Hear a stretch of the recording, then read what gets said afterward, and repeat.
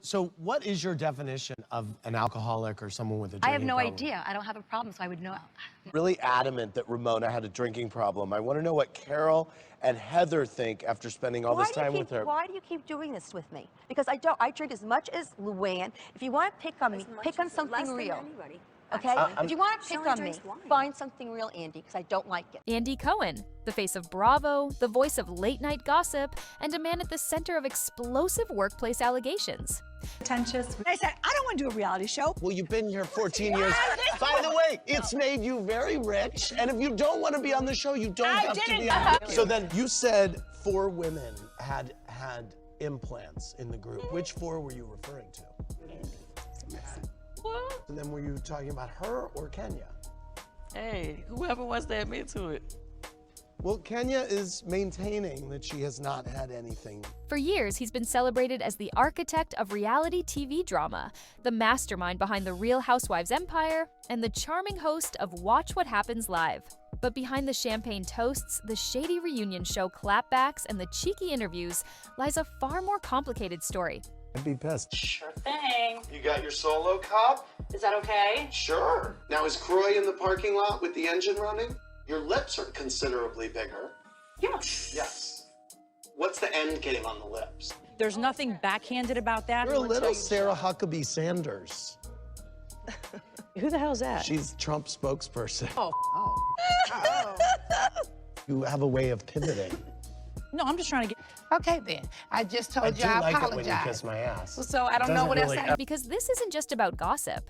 This is about power. It's about accountability. And it's about the shady truth reality TV rarely shows. Done. I never want to see her friend again. Former star of Bravo's Real Housewives of New York City, Leah McSweeney, is suing Andy Cohen, Bravo, and others, including NBC Universal and Warner Brothers Discovery, over what she calls a hostile work environment. So buckle up. We're walking through lawsuits, public accusations, and even network investigations. And we'll ask the big question. Did the system protect Andy Cohen because of his fame, or did it finally expose the cracks in Bravo's biggest star? Andy Cohen didn't start as a celebrity. He started behind the scenes, a hungry young producer working his way up through the television industry. His career trajectory changed when he joined Bravo, a niche cable network at the time. Bravo was known for arts programming, indie films, and cultural experiments, but Cohen helped guide it into something very different, a reality TV powerhouse. Everybody wants to know this.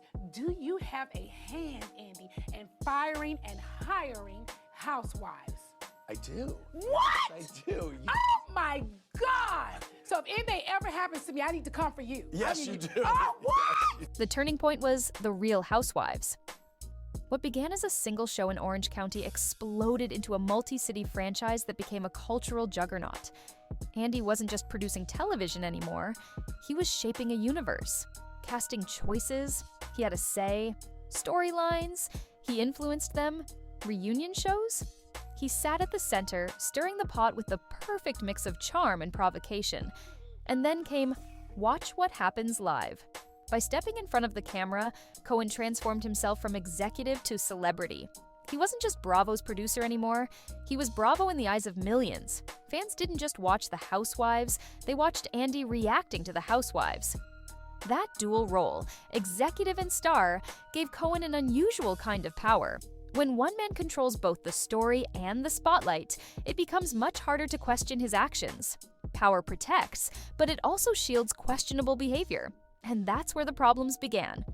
McSweeney, who appeared in seasons 12 and 13 of The Real Housewives of New York City, seeks to amend her 2024 lawsuit against Cohen, Bravo, and production company Shady Media. In her initial complaint, 42-year-old McSweeney described the network as having a rotted workplace culture that pressures employees into consuming alcohol, which, she argues, jeopardized her sobriety.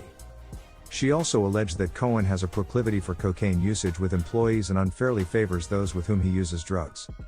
McSweeney's recent filing claims Cohen has misused his significant influence to incite an army of 24 Bravo babes to damage her employment reputation, labeling her a liar while praising him.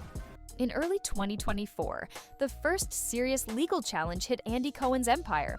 Leah McSweeney, a former Real Housewives of New York star, filed a federal lawsuit that sent shockwaves through the Bravo fandom and entertainment press. Her allegations were stark. She claimed Bravo fostered a toxic workplace that encouraged, even pressured, women to drink heavily or use substances because it made for good TV. She alleged that when she tried to prioritize her sobriety, she was sidelined, mocked, and treated as if she wasn't good television anymore. McSweeney didn't just criticize the culture broadly, she named names. Andy Cohen, NBC Universal, and Bravo executives were all listed as defendants. Why does this matter? Because lawsuits aren't gossip. Gossip can be denied, interviews can be brushed off, but a legal filing creates a public record. It lives on no matter what the outcome is. For Cohen, this was the first time his name appeared not in blogs or rumor mills, but in a courtroom document alleging misconduct. Whether or not it would hold up in court almost didn't matter. The damage was done. Andy Cohen's name was officially tied to serious accusations. McSweeney's lawsuit opened the floodgates. They was asking, why did you say something to Andy Cohen?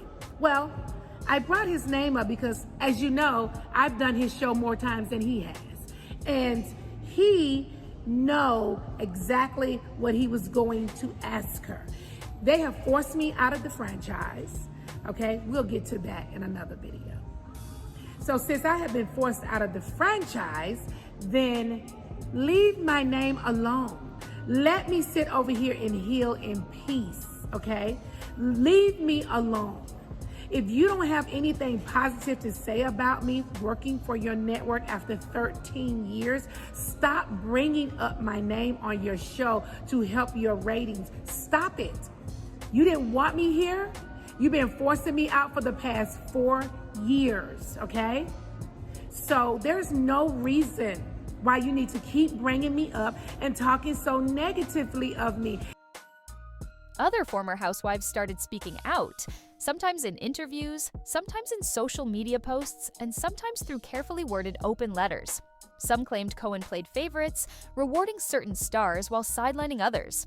Others echoed McSweeney's point that Bravo's culture didn't just allow heavy drinking, it encouraged it.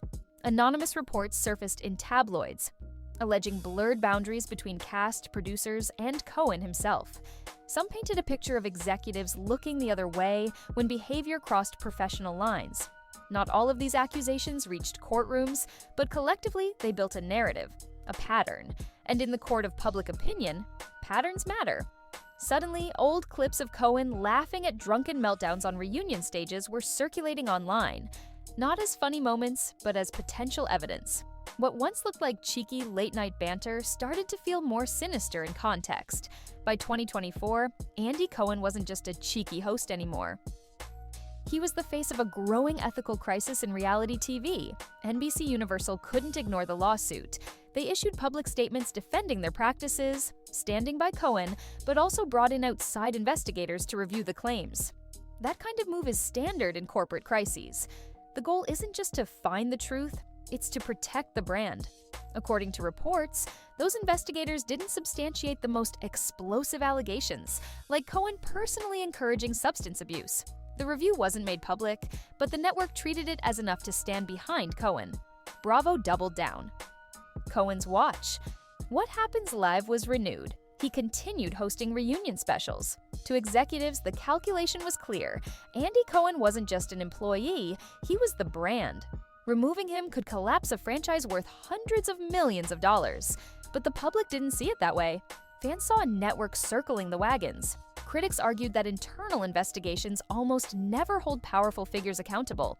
And Cohen remained right where he was, the smiling, joking face of Bravo. But now, with a cloud overhead. The lawsuit itself quickly became a chess match.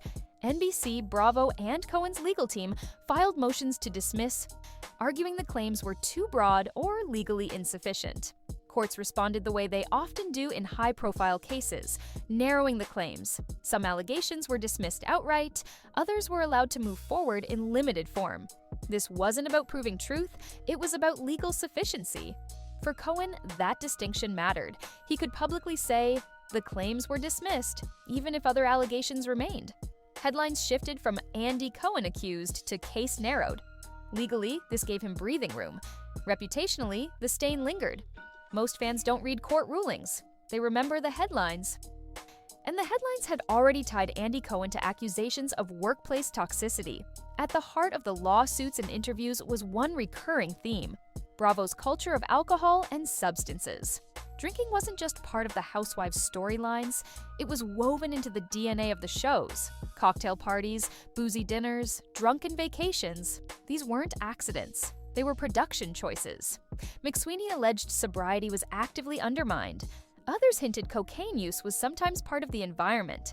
Cohen himself was accused, at least in public statements, of being too close to that culture. Investigations didn't substantiate these claims. Cohen's team flatly denied them. But the ethical question remained.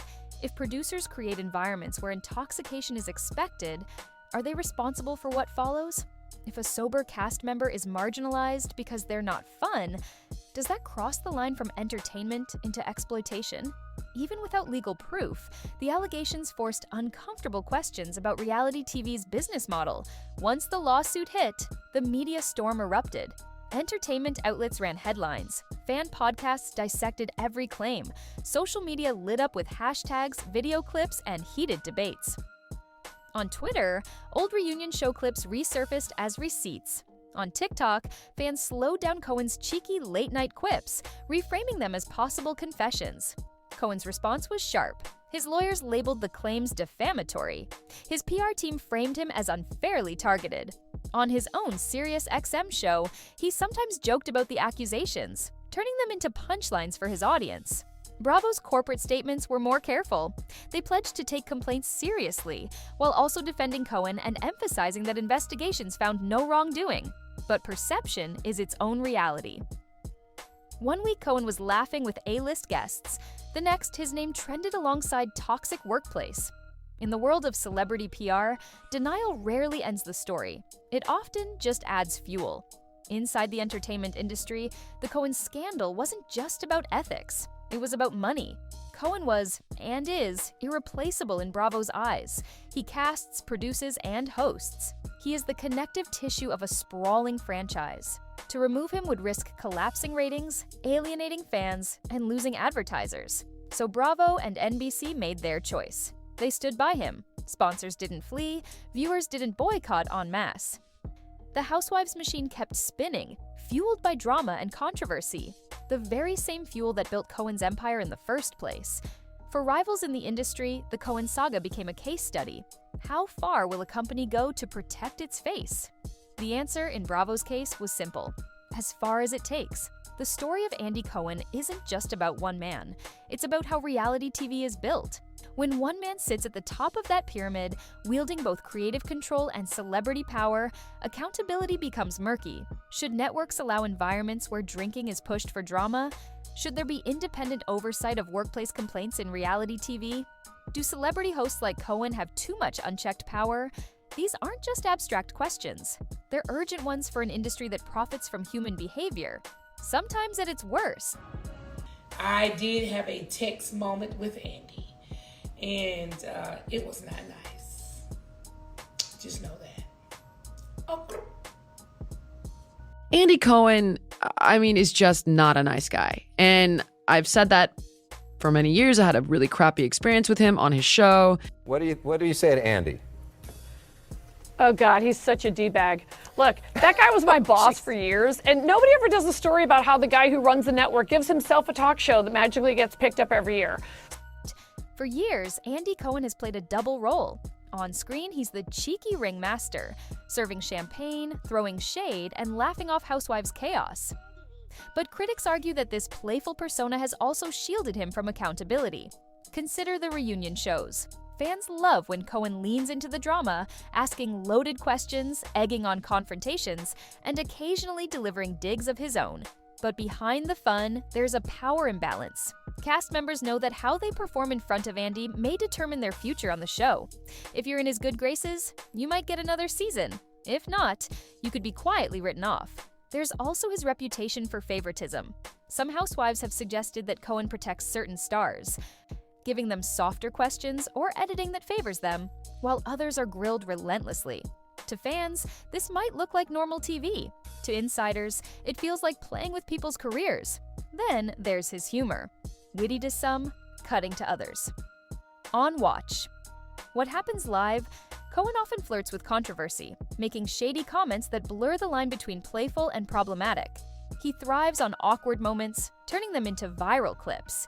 But in today's climate, what once seemed edgy sometimes comes across as insensitive or dismissive. These behaviors may not rise to the level of lawsuits, but together they paint a picture. Andy Cohen's charm is also his armor.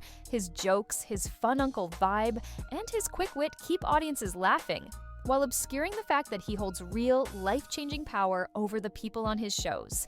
That's the shady truth. Andy Cohen isn't just stirring drama for ratings, he's a gatekeeper, using humor and charisma as tools to maintain control. And that duality, smiling host and behind-the-scenes boss, is exactly why his controversies strike such a nerve. Because when charm doubles as cover, accountability becomes harder to demand. Andy Cohen's saga proves that when power and entertainment collide, the consequences ripple far beyond the screen.